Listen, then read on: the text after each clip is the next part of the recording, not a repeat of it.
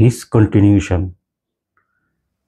এটা নিয়ে আর আপনি আমাকে জিজ্ঞেস করবেন, আমি আর উত্তর দেবো না, বা যারা বোঝার সেটা বুঝে গেছে।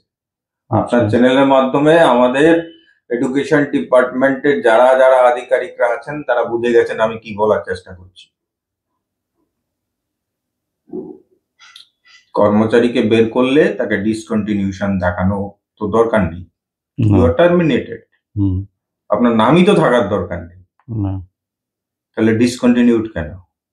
বেতনগুলো কে কে নিচ্ছে, কোথায় আসছে, কিভাবে ওঠানো হচ্ছে, কোন গ্রাউন্ডে সরানো হচ্ছে, আসবে, উত্তর দিতে হবে। ওয়েট, তার জন্য মন্ত্রীদেরকে কিন্তু উত্তর দিতে হবে না, দিতে হবে আধিকারিকদের। এই যে 216 জনের মৃত্যু, তারও উত্তর দিতে হবে। কিন্তু সবটাই শেষ হয়, আমি বলে দিয়ে গেলাম আজকে, সবকিছু শেষ হয়, এটারও শেষ হবে, সবকিছু শেষ হয়, এটারও শেষ হবেই। I am waiting for that day. আচ্ছা, আমি আমার যে ডিমান্ড বা আমার যে এই জাজমেন্টটা করার পর যে কথাটা প্রথম বলেছিলাম, আজকের ডেটে একই জায়গায় দাঁড়িয়েছি যে আমার চাকরি যায়নি, দ্যাট ওয়াজ মিস ইন্টারপ্রেটেড। আমি ভারতবর্ষ বলছি কারণ আমি সুপ্রিম কোর্ট অব্দি গিয়েছি।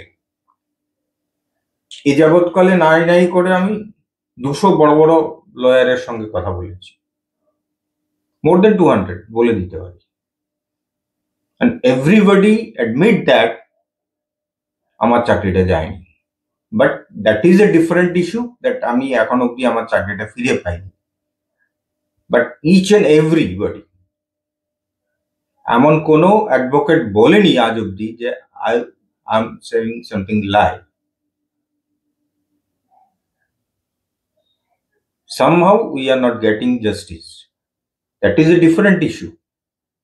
That may be political, that may be something, somebody may explain somewhere, এগুলো বলে লাভ নেই, অনেকভাবেই এগুলোর ব্যাখ্যা হতে পারে। But the fact is that আমি 200 জনের মতন বড় বড় advocate, they are not small advocates, supreme কোর্টের ভালো তারা দাবিয়ে বেড়ায়, এই ধরনের অ্যাডভোকেটের সঙ্গে কথা বলে দেখেছি,